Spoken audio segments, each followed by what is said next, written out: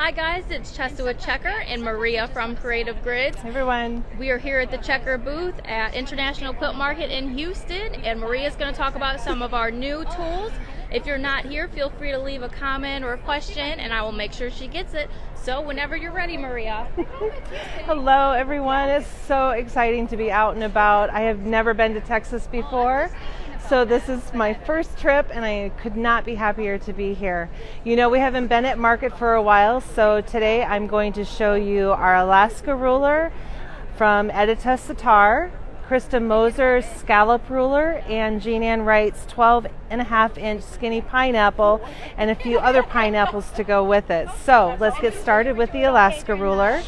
If you've ever made one of Edita's quilts, you know the Alaska quilt is pretty famous out there.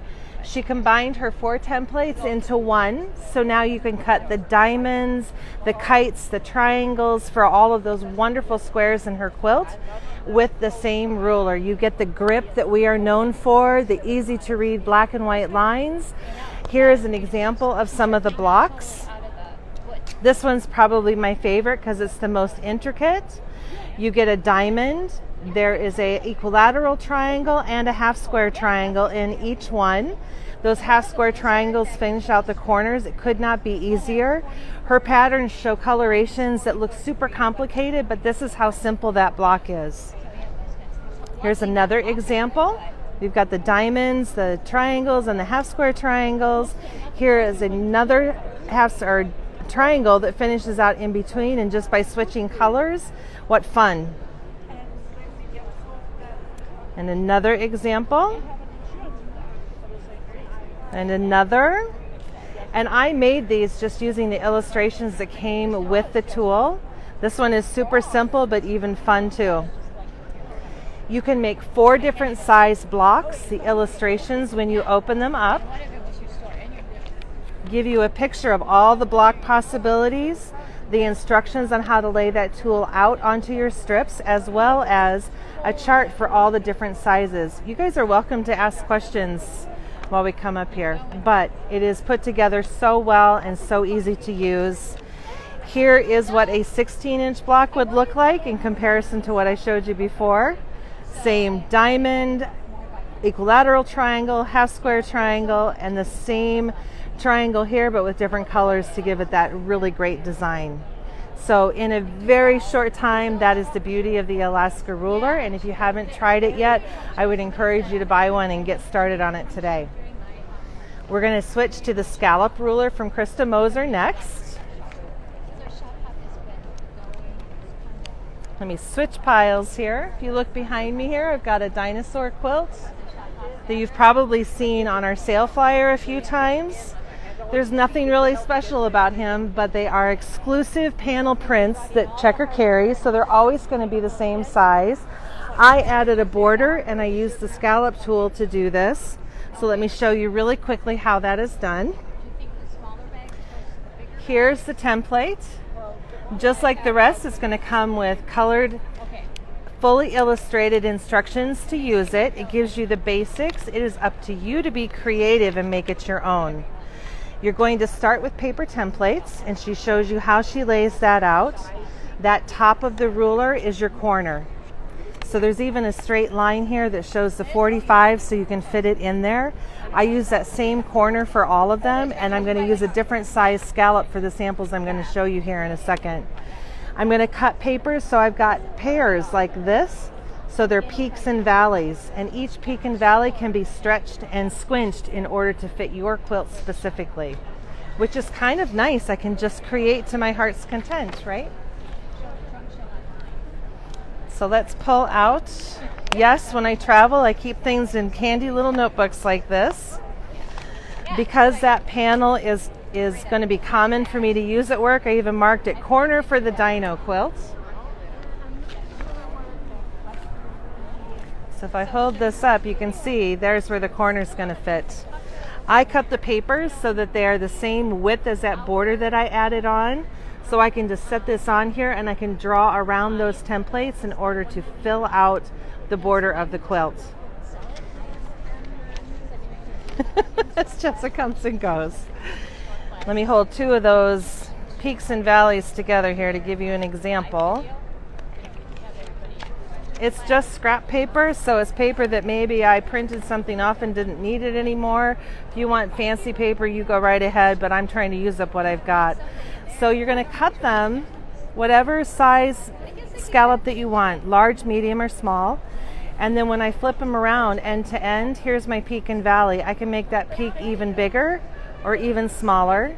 Same for the valleys. I can stretch them or pull them and make them fit however I see fit on the quilt. So sometimes the size of the quilt makes a difference. Sometimes I just play with it until I like the look of it. I quilted before I cut anything, and I used Angela Walters' Elvira ruler to draw the lines in there because I thought it looked like the dinosaur skin, and I've got boys, so I'm totally into that kind of thing. But that's how easy it was to lay that border out. I stapled my pieces together when I was done because, again, I'm going to use another panel that's the same size, so it's going to be easy for me to go back and do another quilt. Here is an example of the medium scallop and the small. This one, no border, no panel, just a piece of fabric that I happen to love, and it looks very springy. And I quilted it edge to edge, marked my scallop, cut that scallop, and put bias binding on to finish it off. If you're trying to bind with a cut that is selvage to selvage across the fabric, it's not going to work on those curves. You've got to do a bias binding, and that's cut on the 45-degree angle. And if you need more of an explanation, we'll talk after this. And for the small scallop, I quilted these cute little flowers in the border. I think I cut that border 3 inches, and I quilted some flowers before I marked it. And then I came back and put those peaks and valleys where they fit so that it did this nice, even, gentle scallop around. I can see this going on a tote bag or on a book cover or maybe the hem of a shirt. You know, just because we show it for quilting doesn't mean that it has to be a quilt. It could be your shirt hem, a dress hem, your pants hem. It could be whatever you want it to be. And I love when you guys create other things, because I have a lot of rulers to play with. I can't do everything. So we love it when you give us your feedback and say, hey, I'd like to see you do this or that with it. So this was super fun to put together. Very easy to do. If you want to go back and rotary cut along those borders, this has got the grip and the markings just like our rulers do, and you can rotary cut around those edges. I didn't because I had a mat big enough. I just took my cutter and gently cut around those curves because I had already marked them. But I love for tracing those shapes out that it's not going to go anywhere on the paper because of that grip back there. Okay, kind of fun. And people are like, I don't know what to do with that. Well, this is what you can do with that on a small scale. So feel free to do your bigger quilts too. Okay, let me clear the deck again here. So about a year ago, Jean Ann Wright did a 12.5-inch skinny pineapple.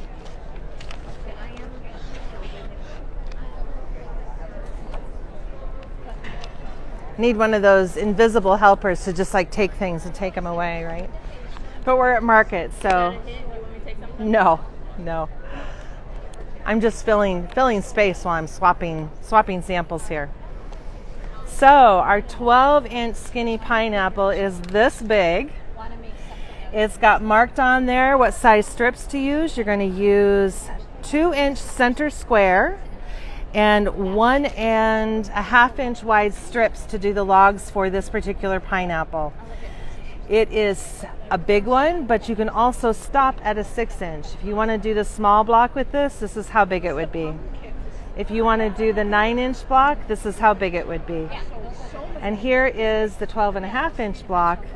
You can see the difference in all those scraps. The quilt I'm going to show you in a little bit has got a jelly roll in it. It has some header cards in it that were samples that were no longer needed. And I said, could I have those? What are you going to do with them? I'm like, I'm going to play. So as long as that strip is 1.5-inch wide, you can get those logs for those pineapple blocks. The beautiful thing that we added to it, and I don't know if you can see on here, there's an outline here for this block. So when you're trimming that block size, there's no doubt that I've got a square block when I'm done. Same thing for the 9-inch block. There's my outline for that. And then that 12.5-inch is the size of the ruler. Hopefully my seam lines line up here, but we're not going to show that up close today because I just want to inspire you. If you want to do a more subtle color, look at this. I did one with just white and the sherbet colors. This is going to be in a calendar that you're going to see next year. It's going to be super fun for you guys. Jean Ann did this sample and I hang on to it because I love this. I don't do scrappy very well, but I'm learning. I'm learning to stop trying to control everything that goes together and just do some scrappy blocks. So here's that 9.5-inch block, though with all scrappy fabrics that she did. So I often get to see what she's been creating because she'll send them to me to take a look, see what I think, etc. And then we keep the ruler going from there. So let me show you some quilts.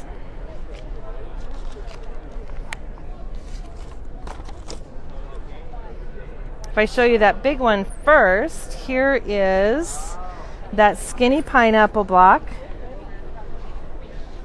but in quilt size. And we won't open up the whole thing because I don't think I'm tall enough to do that. But you can see there's those beautiful blocks. Do you want to hold for me? Oh, I've got a volunteer, a quilt Vanna. Thank you.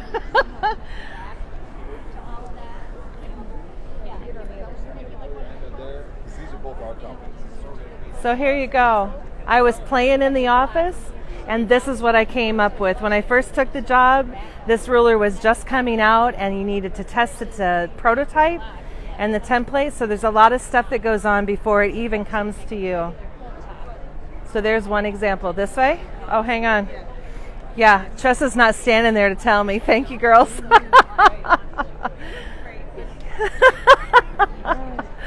So 12.5-inch skinny pineapple quilt. You can just drop them. Just drop them. This one is also done with that 12.5-inch. If I don't get caught on the cord, we'll be good here. All right, this is pineapples and triangles. And I don't know if you can see where the block is or not, but here is a corner of the block right there. So she's done a 1/4 square triangle with a 1/2 square triangle for the corner of the pineapple block instead of the plain piece like this block has. That outer triangle is piece. So when you put 4 of them together, this really fun pinwheel shows up. So one simple little tweak, and she used the color in what would go top to bottom and side to side in the block, and the whites go out to the corners. So it gives a whole different look to it from this. Isn't it fun to just throw them on the floor? That one is a fun one too. And this one is called Pineapple Puzzle. She used the 6-inch blocks with the 12-inch blocks to do this little table topper. Simple, fun. It's prints in the lights and in the darks and the colors. A little bit border, a simple quilting along there. But another pattern we've got for that ruler. This one might be my favorite. Well, the pinwheels is a favorite too. It's called Gumdrops. So partly I think because of the dots that are in there, and she was making a baby quilt. But look at how fun this is. Her colors go out to the corner except for the final tip on the corner. So she added this extra little triangle to that outside edge, and look, you get this colored square with a white center that shows up just because she added that extra little triangle to it. Kind of fun, right? Okay. Now we're going to shift this pile. So we can't show you just the new one. We have to show you some of the other stuff. So all of these quilts I'm showing you with the pineapple quilt is a trunk show that we put together that's been traveling all over the United States. So if you as a quilt shop want to borrow the trunk show, you just have to get in touch with me and I set you up with your sales rep, or your sales rep actually is better. If you go through your sales rep, they get in touch with me. I set up the schedule and all that to ship them to you. I even give you a label to ship them back, and I didn't make it disappear.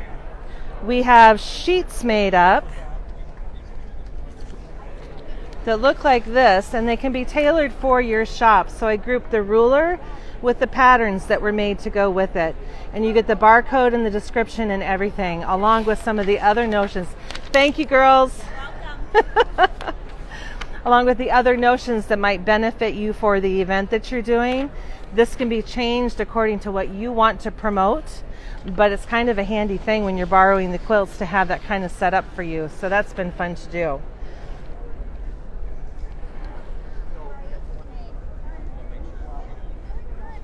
If we go back to the original pineapple and the mini,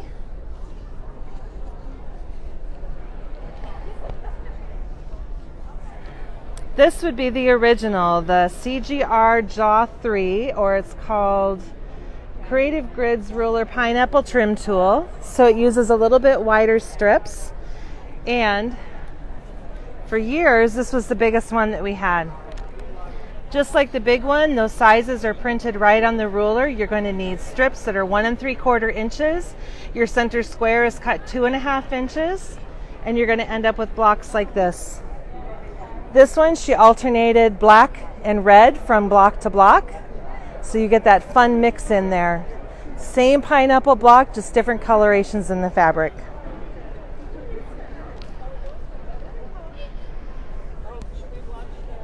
Here is a great little tote bag if you want a quick class and only want to make one block, but make something with it. Jean Ann loves to do this. She'll make a pocket out of one block and make that simple tote bag with straps and cute little lining in there. So it's an easy thing for you to do to give people a taste for how that ruler works and how easy it is to use.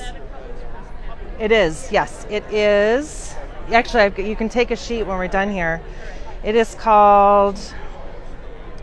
Tropical Tote. This is from one of the books that she did, but the rest of them are all cut loose press patterns.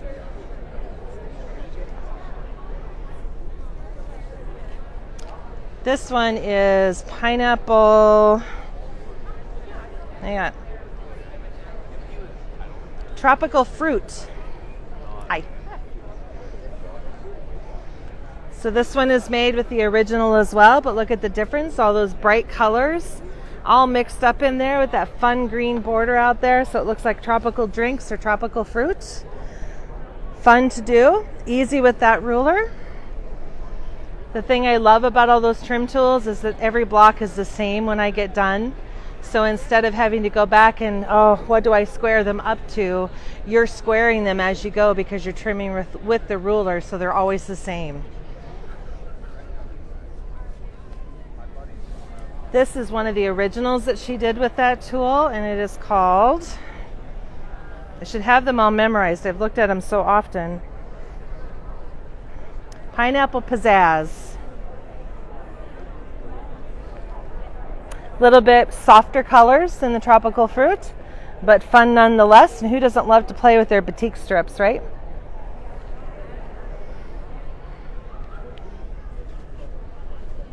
I'm going to switch to the mini, which is this little guy. This was probably the first one that I ever worked with because I like a challenge.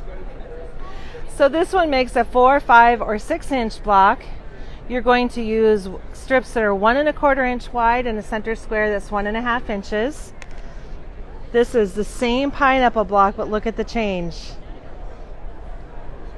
So instead of alternating colors in every block, this one, rounds 1 and 2 were the print. Round 3 and 4 are the light. 5 and 6 are the print. The next 2 are light to give that bullseye look to it. Same technique as what the pineapple trim tool does, but just a different placement of the fabric pieces.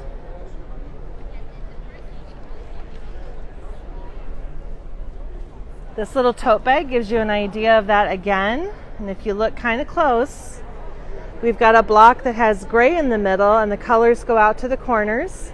This block is gold in the middle and the gold goes out to the corners. So every other one gives that great little look to it. And as a sewer, do you see what shows up here? Looks like a spool of thread. So I don't know if she did that intentionally or not, but I love that effect on there. So when I do one, I will be sure to point that out when I show people that that's what it is. One of my favorites is Pearly Swirly Buttons, made with the mini tool again. Round 1 is 2 lights and 2 different prints. Round 2 is the same, and you're always going to add to the right side of that fabric so that it forms that swirl around the block, but it's still the pineapple block, still that simple, easy tool to use like this. Any of these designs you could use with the other tools. They're just going to have a different look, but that same technique crosses over just like log cabins do. So you can have a lot of fun with the bigger tool if you want a bigger swirl. And that gives you a little glimpse.